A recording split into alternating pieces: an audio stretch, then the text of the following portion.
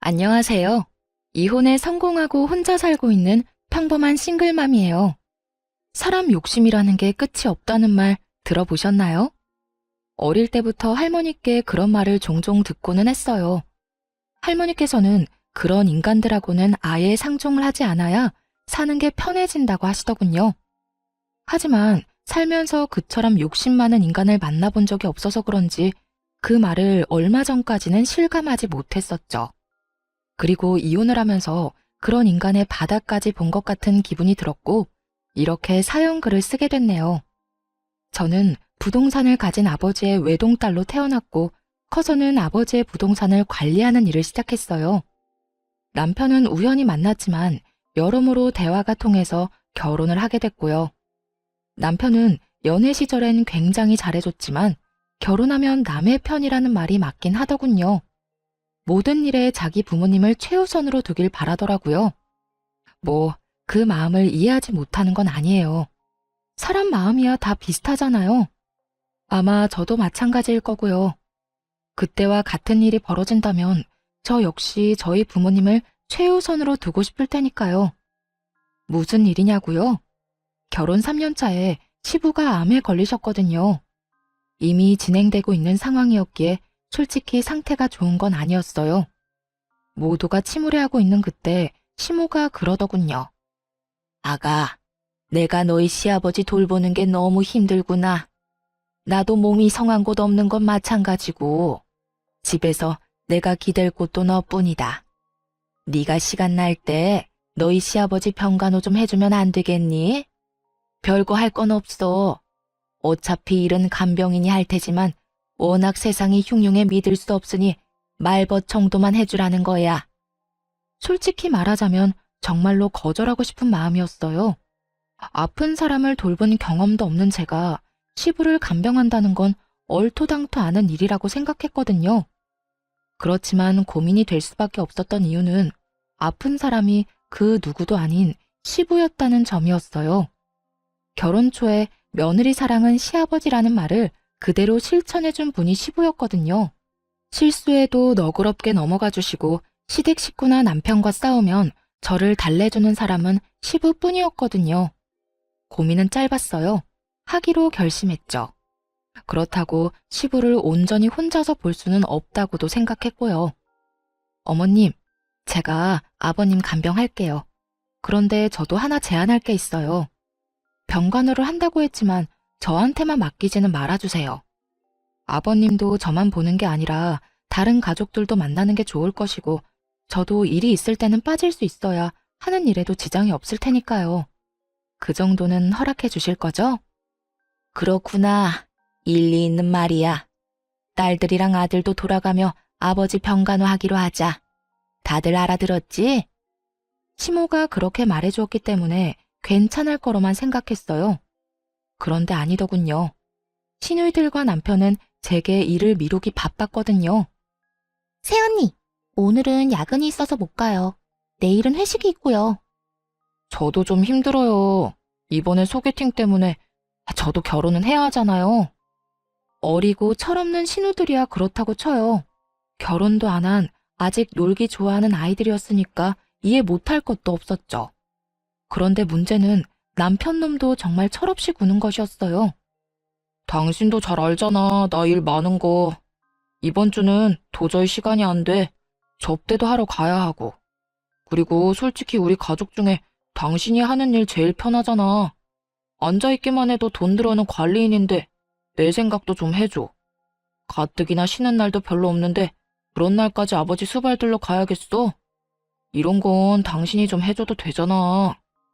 100번 양보해서 여기까지도 참을 수 있긴 했어요. 열은 받았지만요. 그러나 이해할 수 없는 시모의 행동은 마치 불난 집에 부채질을 하는 것 같았죠.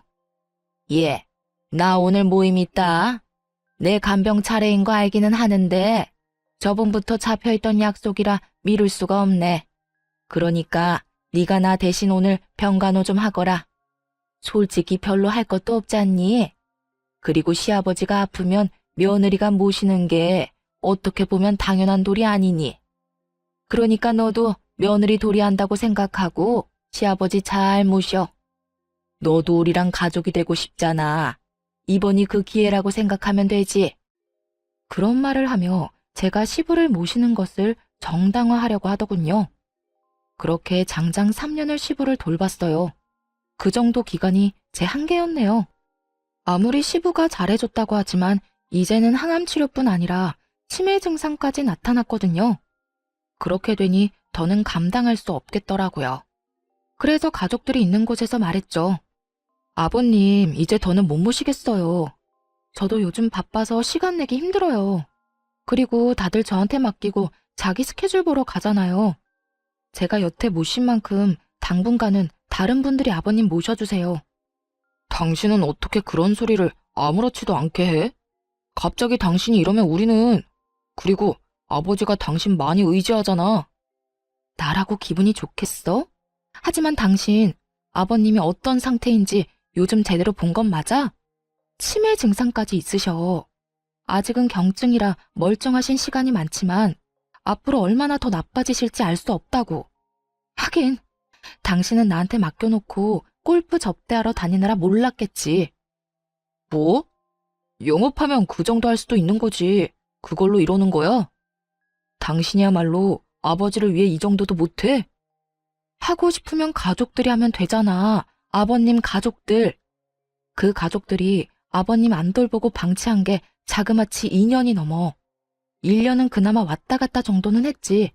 그런데 2년 동안 다들 어땠어? 나한테 떠맡기고 다들 밖으로만 나돌았잖아. 나도 이제 더 이상은 못해. 집에서 아버님 수발 들고 싶으면 당신이랑 아가씨들 그리고 어머님이 알아서 해.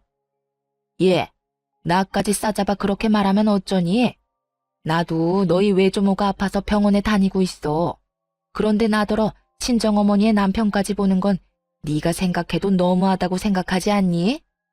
시모의 친정어머니가 편찮으시다는 건 맞는 말이었어요. 하지만 매번 가는 것도 아니었고 아마 핑계라는 표현이 더 맞을 거예요. 어떤 정신 나간 인간이 병원 수발들러 가는데 높은 구두에 치마, 향수에 화장까지 풀 세팅하고 가나요? 수발들려면 편한 옷이 최고인데. 새언니, 우리도 마찬가지예요. 저희 직장에서 일도 많고 쉬고 싶은 것도 있고 약속도 많아서 시간을 내고 싶어도 시간이 안 나는걸요? 언니가 좀만 더 아버지 돌봐주시면... 언제까지요? 대체 언제까지 저 혼자 아버님 수발 들어야 하는데요? 애초에 제가 병간호하겠다고 한 조건은 가족들 모두 함께 아버님 돌보는 거였어요. 그런데 지금 어떻죠? 저 혼자만 일주일 내내 보고 있잖아요. 아, 그래서 열받았다고?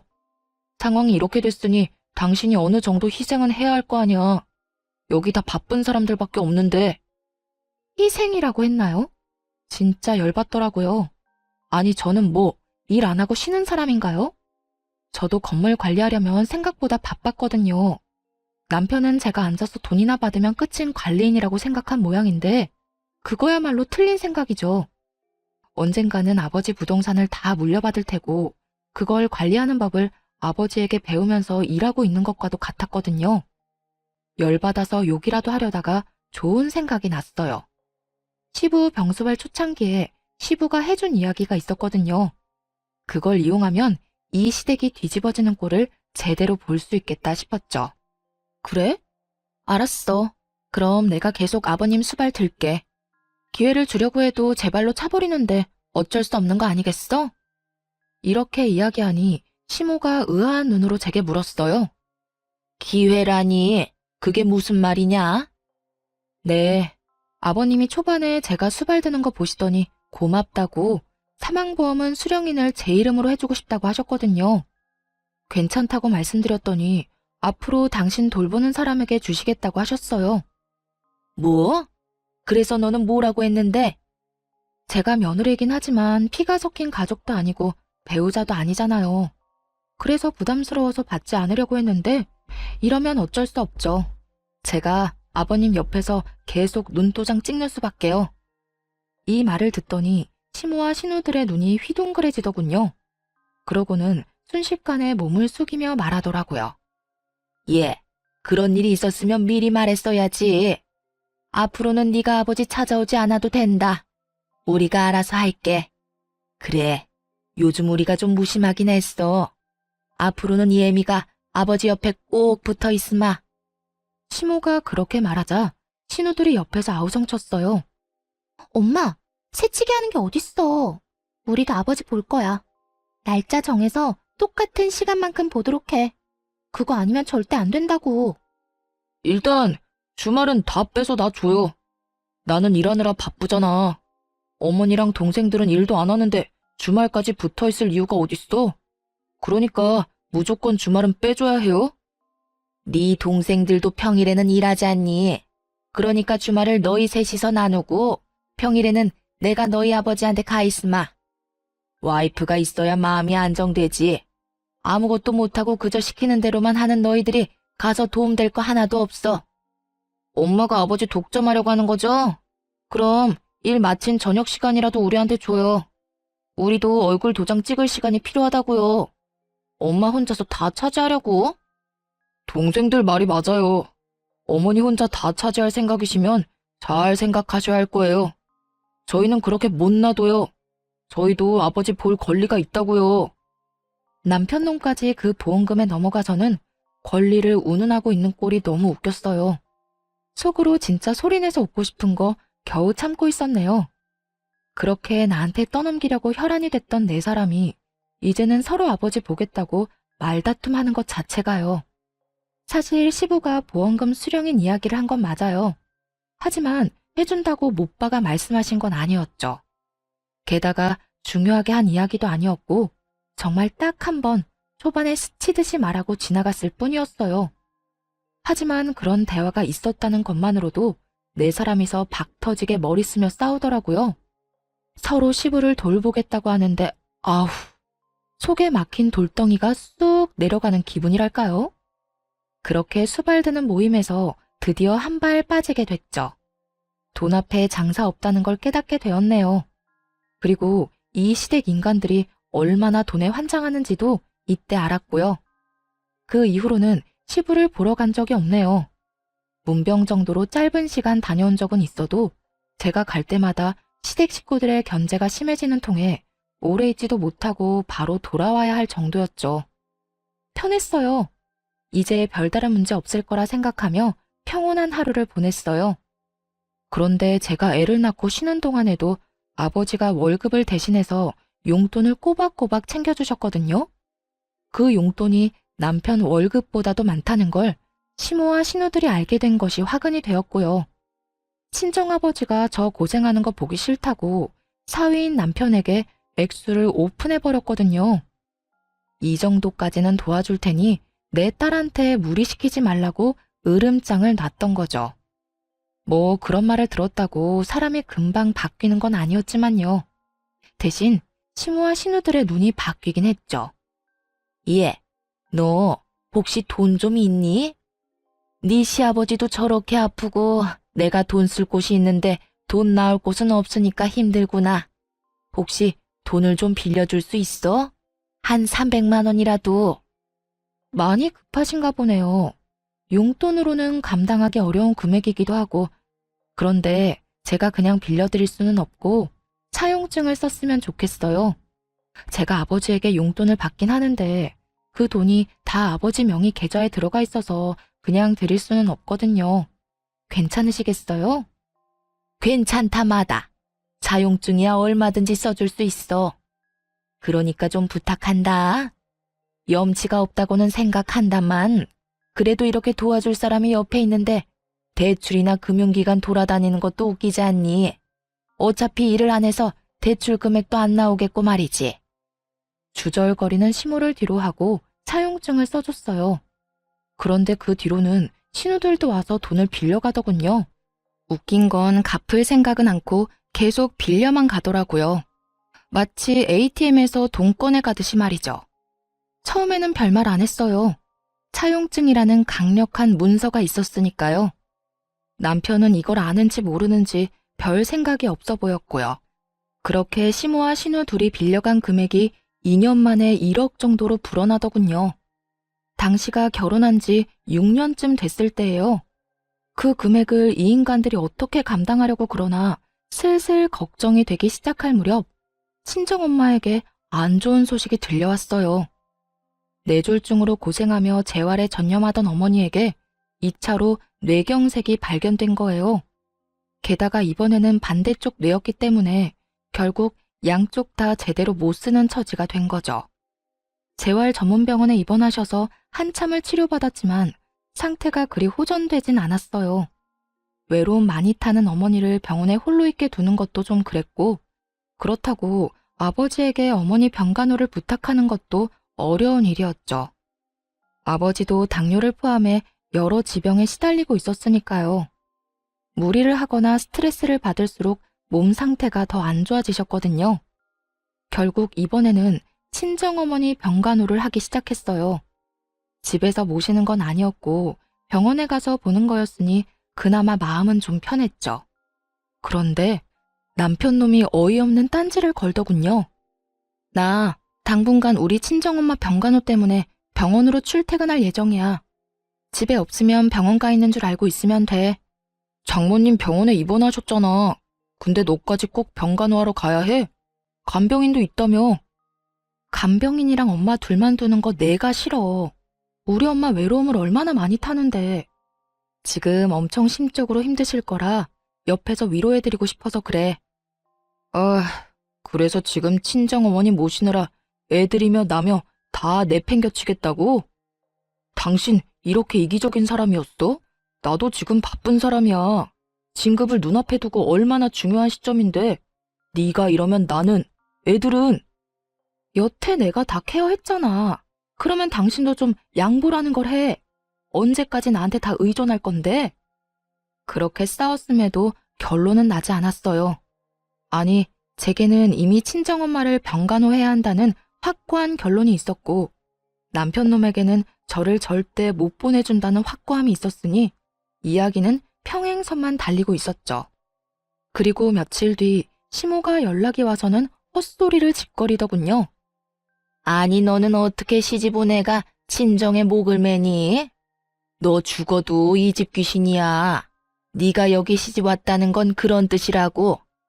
그리고 나도 요즘에 네 시아버지 수발 드느라 얼마나 힘든 줄 아니? 어깨도 허리도 빠져나갈 만큼 아파 죽을 것 같아 얘. 아니, 수발 드느라 안 힘든 사람이 어디 있어요. 저도 다 해봐서 알고 있어요. 그걸로 생색내시면 안 되죠. 아니 얘, 너희 어머니는 중병이라며. 그러면 전문가한테 맡겨놓으면 될 일이지 왜 너까지 나서서 이래? 너 친정엄마 수발 들러 갈 거면 내 수발이나 들어. 시어머니가 힘들어 죽겠는데 어딜 간단 말이니? 어머님, 내로남불이 무슨 뜻인지 아시죠? 내가 하면 로맨스, 남이 하면 불륜. 어머님이 뭐라고 하시면서 저한테 아버님 병수발 들라고 하셨는지 기억 안 나세요? 어머님 친정어머니께서 아프셔서 아버님 못 모신다면서요. 왜요? 어머님은 친정에 그렇게 다니셔도 되고 저는 안 돼요? 왜죠? 왜 우리 엄마는 제가 병간호하면 안 된다는 거죠? 그렇게 말하니 시모도 말문이 턱 막힌 모양이었어요. 하지만 아마 시모는 친정엄마 수발 같은 거 든 적도 없었을 거예요. 대신 놀러나 다녔겠죠. 그렇지만 수발 든다는 이유를 대고는 놀러 다녔으니 반박할 말도 없었을 거고요. 야, 너 우리 엄마한테 이게 뭐 하는 짓이야? 우리 엄마한테 따지는 거야 지금? 와, 너 진짜 웃긴다. 아버지 아파서 다들 아버지 모시느라 힘든데 어떻게 너 혼자 이렇게 태어내? 너는 왜 이렇게 이기적이야? 너도 우리 가족이라고.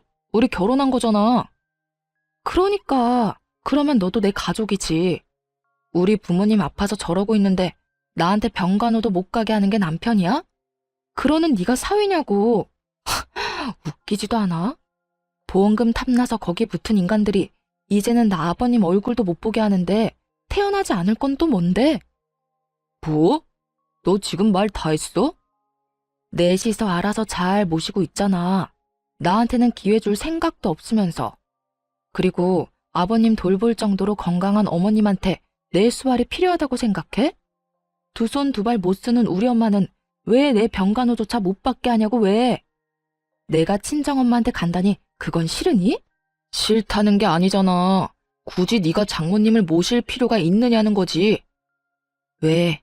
아버님 수발에 육아 집안일까지 다 네 거 될까봐 걱정이야? 차라리 그런 이야기를 했으면 가사 도우미라도 붙여두겠다고 했을 텐데. 너 노선 진짜 잘못 잡았어. 나 묶어두려는 모양인데 그거 완전 꽝이라고. 이기적인 인간? 그거 너 이야기 아냐?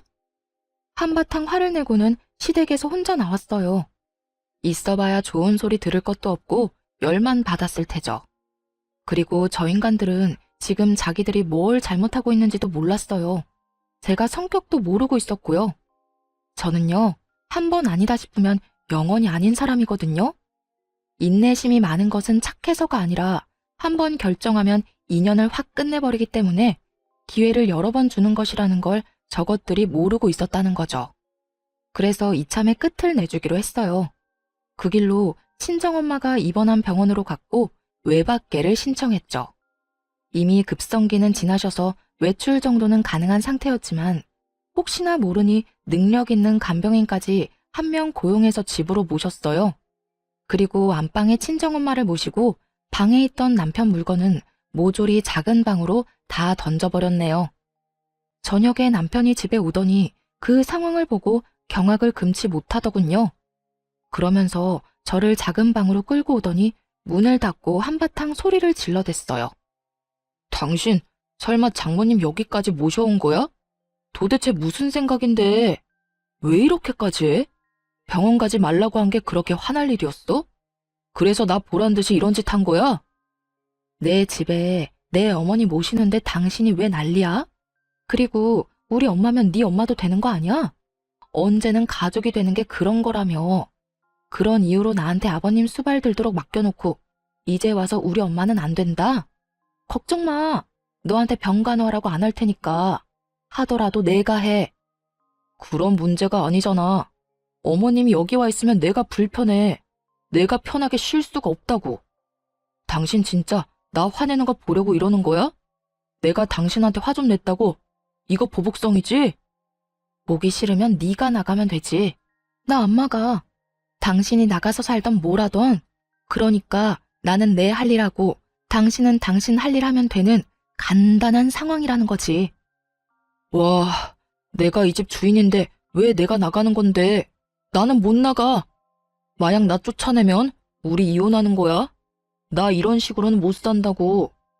당신 돈 많다고 눈에 뵈는 게 없나 본데 이건 분명히 당신한테 유책 사유가 있는 거거든? 유책 사유? 웃기고 있네. 야, 네가 한 짓을 생각해봐. 네가 한 짓이 내가 한 짓보다 더하면 더했지 덜하진 않을걸? 그래, 너 맘대로 해. 이혼을 하자면 하고. 근데 미리 말하는데 난 이혼함과 동시에 모든 걸 원상태로 돌릴 거야. 그거 잘 알고 하라고. 무슨 뜻인지 제대로 이해를 한 건지는 모르겠지만 그렇다고 더 자세히 가르쳐줄 생각도 없었어요. 자기가 알아서 하겠죠. 남편 놈은 진짜로 열이 받았는지 변호사를 통해 이혼 소송을 진행하겠다는 연락이 왔더라고요. 내심 재산 분할하면 이 집에 대한 권리며 여러 가지를 자기한테 유리하게 진행할 수 있을 거라 생각한 모양인데 어림없죠. 저도 그냥 당하고만 있을 사람은 아니었거든요. 소장을 받은 그날 변호사를 고용해 본격적인 이혼 소송을 진행하기로 했어요. 그리고 그날 저녁 집으로 들어온 남편에게 말했죠. 오늘 짐 싸서 나가. 미쳤어? 여기 내 집이야. 내가 이 집 살 때 5천만 원 낸 건 기억도 안 나나 봐. 집값에 비해 워낙 작은 금액이라 기억도 안 났지만 웃으며 말했죠. 그거? 그 5천만 원 가지고 지금 집에 대한 소유권을 주장하려는 거야? 근데 어쩌나? 내가 그렇게 인정해주고 싶어도 일단 계산이 끝나지 않으면 인정해줄 수가 없거든. 그 말과 동시에 시모와 신우가 빌려간 돈에 대한 차용증을 남편 앞에 뿌려줬어요. 바닥에 떨어지는 서류들을 보며 남편 놈은 처음에는 이게 뭔가 하고 쳐다보더군요. 그리고 이내 그것이 차용증이라는 걸 알아보더라고요.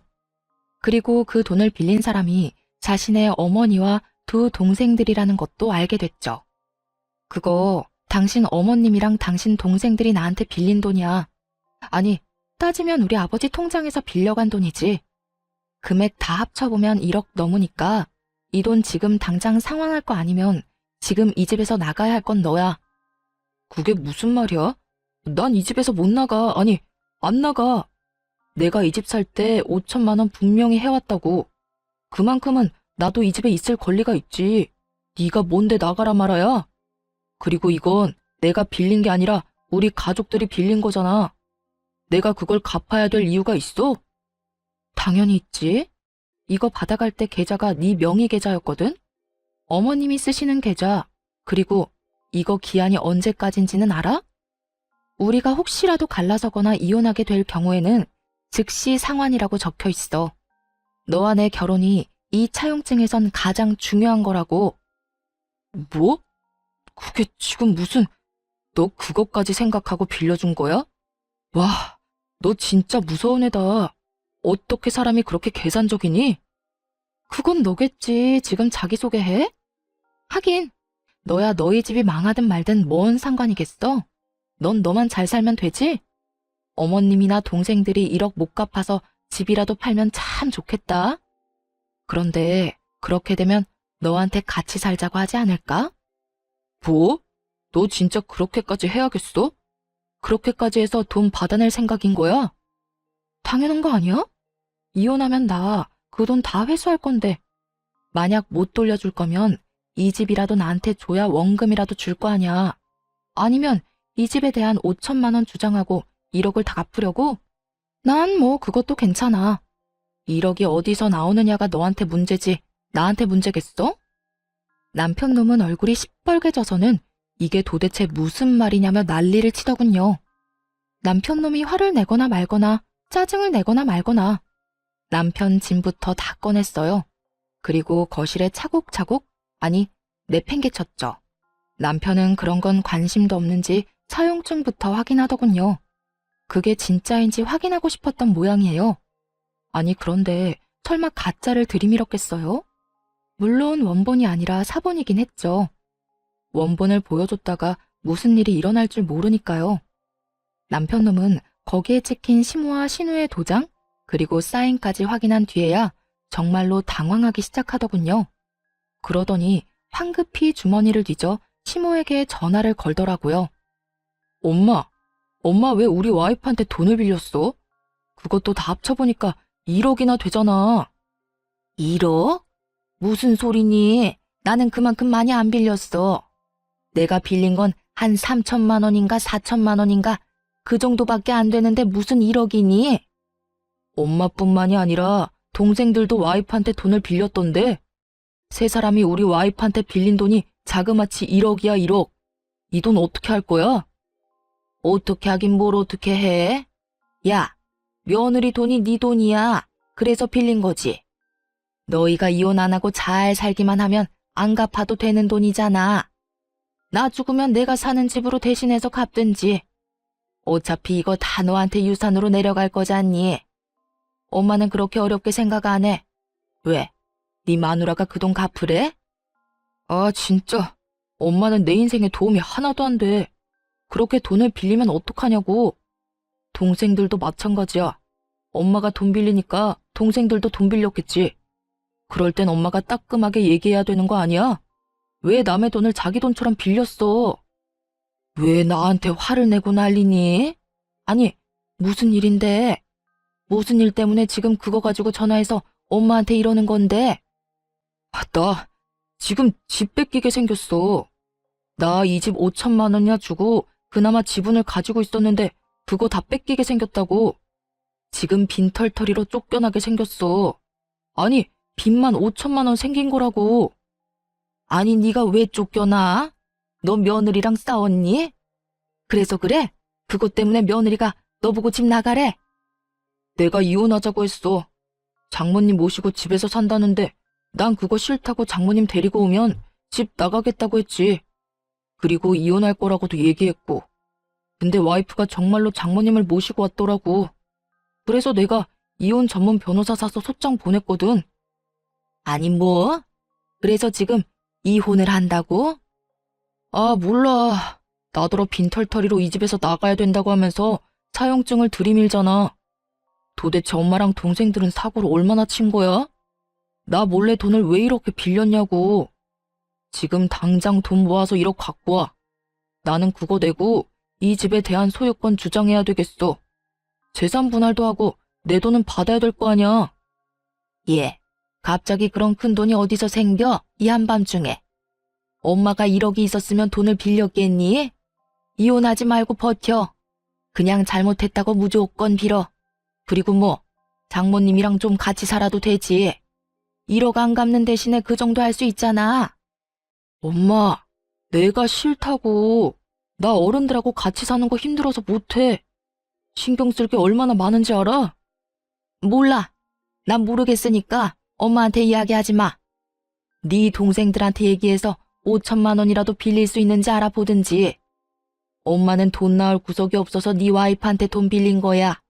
그러니까 나한테 이런 식으로 다그치지 마. 네가 능력이 있었으면 엄마가 네 와이프한테 그랬겠니? 따지고 보면 다 네 탓이지. 어쨌든 엄마한테는 돈 달라고 얘기하지 마. 알았어? 그렇게 시모는 차갑게 전화를 끊어버리더라고요. 남편이 두 여동생에게 전화를 했는데 그 전화들도 남편에겐 그리 좋은 소식이 아니었죠. 오빠는 도대체 무슨 일을 그런 식으로 해? 세연이한테 무조건 잘못했다고 빌어. 알았어? 나 그 돈 솔직히 말해서 갚을 생각 없이 빌린 거란 말이야. 세연이가 워낙 돈이 많잖아. 그래서 빌린 건데 오빠야말로 이렇게 사고를 치면 어떡해? 야, 넌 나한테 할 말이 그거밖에 없어? 넌 뭔데 내 와이프한테 돈을 왜 빌린 건데? 당장 돈 다 갖고 와. 너 가지고 있는 거 다 팔아서라도 가지고 오라고. 네가 가지고 있는 명품들. 미쳤어? 그건 내 목숨이나 똑같아. 무조건 세연이한테 빌기나 해. 빈털터리로 이혼당하지 말고. 그리고 오빠 이혼해도 나 그 돈 못 줘. 오빠가 다 갚아야 한다고. 너 미쳤구나. 네가 빌린 돈을 내가 왜 갚아? 네가 갚아야지. 거기에 다 적혀있어. 내가 못 갚으면 오빠가 갚아줄 거라고. 그건 무효야. 내가 차용증 쓰는 자리에도 없었는데 왜 내 이름을 팔아? 몰라. 법적인 건 모르겠고 그렇게 됐으니까 오빠가 알아서 하라고. 그렇게 전화를 끊고서야 남편 놈은 약간 제정신이 돌아왔나 보더라고요. 화가 나서 이혼 소장을 보낼 때랑은 깜판인 얼굴로 그러더군요. 여보, 미안해. 내가 말이 좀 심했던 것 같아. 사실 그렇지. 우리 아버지도 모시라고 했는데 당신 어머니 못 모시게 하는 것도 말 안 되는 일이긴 하지. 내가 요새 너무 스트레스 많이 받아서 잠깐 돌았었나 봐. 내가 왜 그런 짓을 했는지 모르겠네. 변호사한테 얘기해서 소송 진행하는 거 없던 일로 할 테니까 당신도 이 정도쯤에서 나 용서해주고. 나는 용서할 생각 없으니까 당장 짐 싸서 나가. 우리 엄마 모셔야 되니까 나가라고. 나랑 우리 엄마 정신 사납게 해놓고 그냥 넘어갈 생각은 아니지? 나는 한번 피를 보면 끝장을 보는 사람이야. 네가 먼저 시작한 거고 난 끝장을 봐야겠어. 걱정하지 말고 나가. 돈은 내가 어떻게든 다 받아낼 테니까. 여보, 제발 부탁이야. 나 이렇게 나가면 갈 곳도 없어. 그리고 갚을 돈도 없다고. 1억을 도대체 무슨 수로 갚아? 그건 나한테 할 말이 아니지. 당신 어머니랑 당신 동생하고 상의해야 되는 일 아니야? 아니면 내가 5천 떼줄까? 대신 이 집에 대한 건 미련 버리고 깔끔하게 1억 갚으면 되지. 의미가 없잖아. 그냥 용서해주면 안 돼?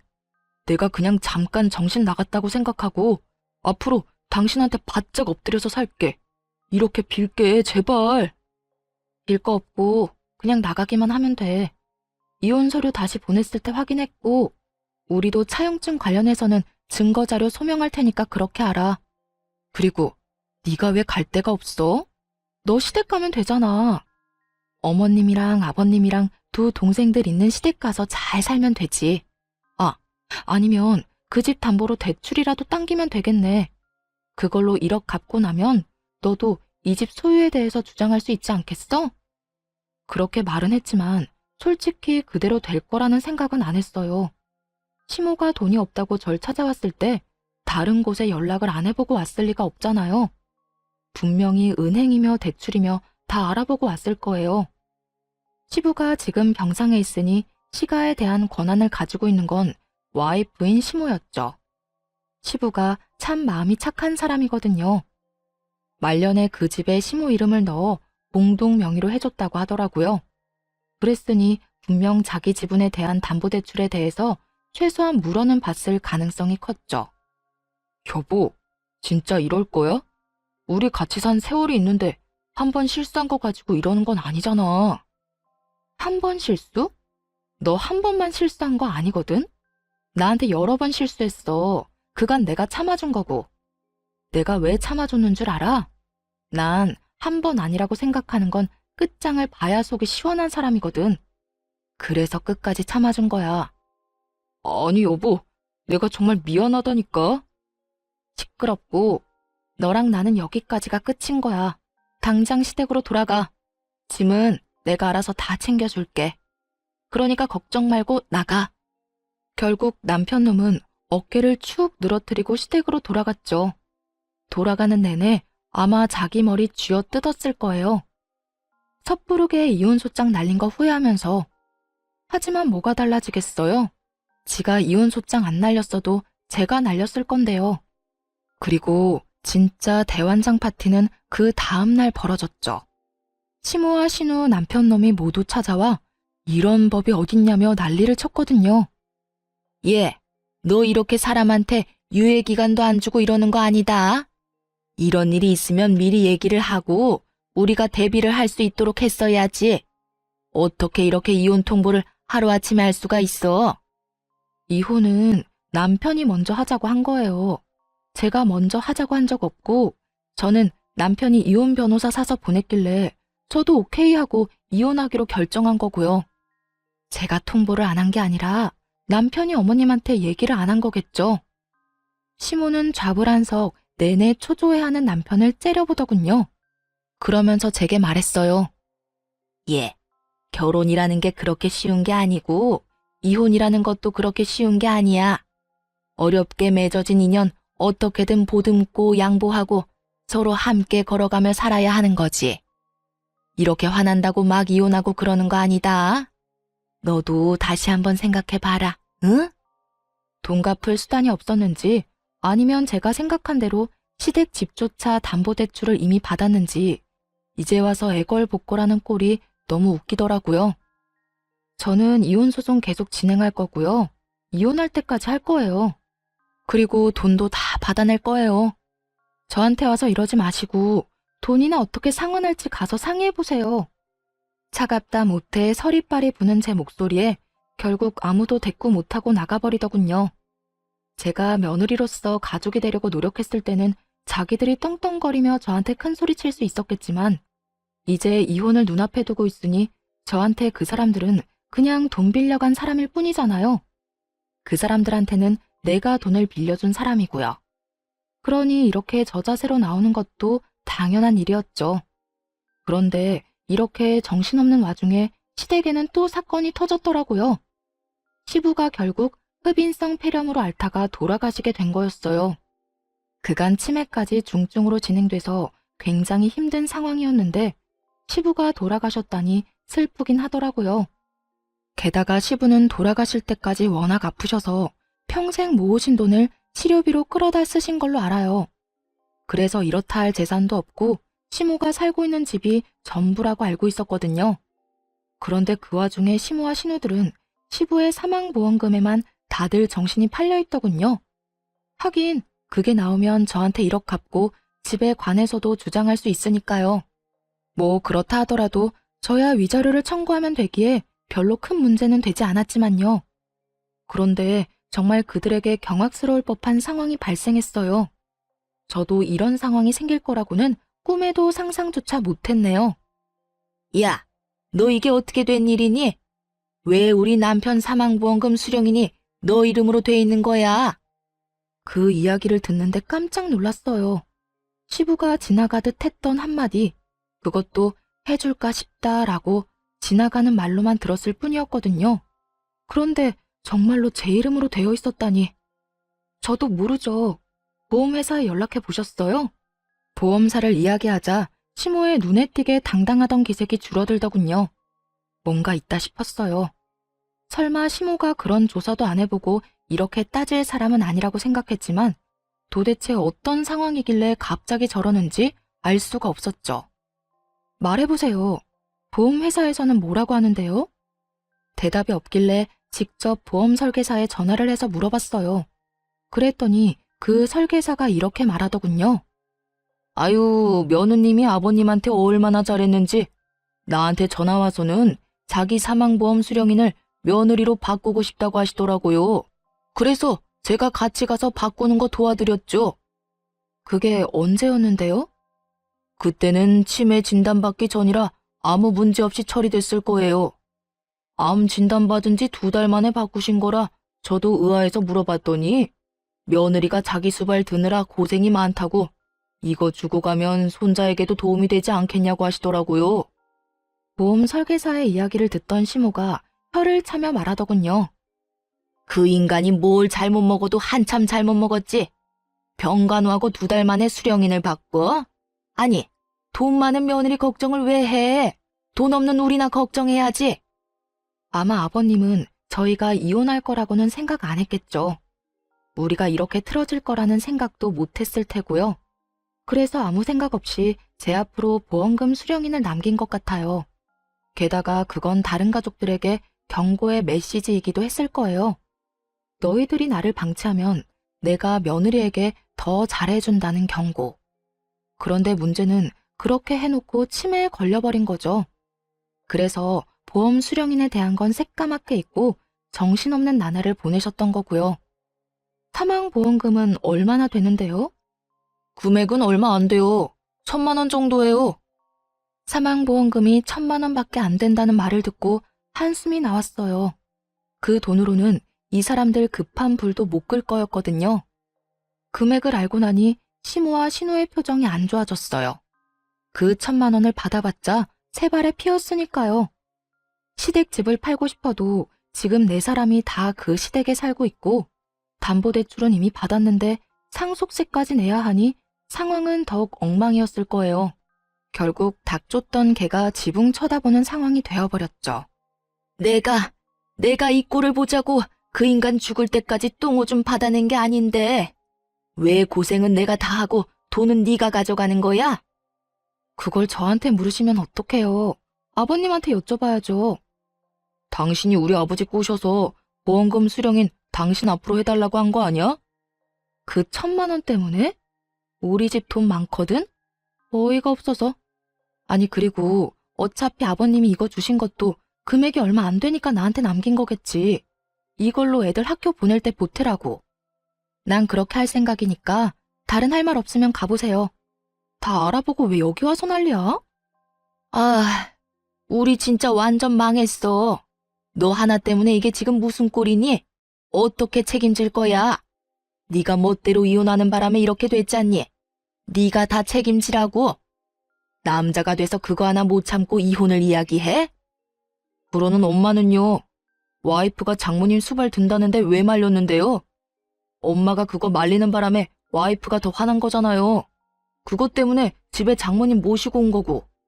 거기서 왜 그딴 소리를 했는데요? 세 사람이 악에 받쳐 자기들끼리 치고받고 아주 난리가 났더군요. 결국 아무것도 얻지 못하고 떠나는 그들을 보며 그들이 떠난 후 진짜 박장대소했네요. 와, 진짜 아버님께 감사하더라고요. 그 돈은 아버님 손주에게 그대로 물려주려고 생각했죠. 그렇게 이혼까지 판결이 다 나고 완전히 이혼하게 됐어요. 그 뒤에 들린 소문은 뻔하다면 뻔했죠. 전 남편이 돈을 갚긴 했어요. 집에 보탰던 5천만 원으로 1억의 빚을 5천으로 탕감한 뒤 나머지 5천을 여기저기서 겨우 돈 빌려서 갚더라고요. 그런데 빚내서 그렇게 갚은 뒤로는 등골이 빠졌다고 하더라고요. 5천만 원, 어떻게 보면 큰 돈은 아닌데 시모가 빌린 대출도 있잖아요. 그것도 갚아야 되는 거예요. 결국 대출 2개를 엎게 된 전 남편 놈은 이 시댁에서 돈을 버는 유일한 일개미였죠. 그런 전 남편 놈에게 시모와 신우는 일도 안 하면서 돈이나 달라고 짹짹대는 바람에 결국 전 남편 놈은 집에서 나가 자취를 하고 있다고 해요. 욕심. 그 끝없는 욕심 때문에 전 남편 놈은 망했고 지금도 영원히 고통받고 있는 중이었죠. 시모와 신우들도 그 죗값을 치르고 있고요. 예전만큼 풍족하게 살고 있지 못하니까요. 저는요, 가끔 우울한 생각이 들거나 기분이 안 좋을 때는 이때 일들을 떠올리면서 기분 전환을 하곤 해요. 정말 뒤통수를 제대로 친 기분이라 속이 시원했으니까요. 게다가 재미도 있었고요. 어떠셨나요? 여러분에게도 재미있는 이야기가 됐으면 좋겠네요. 모두들 행복한 시간 보내세요.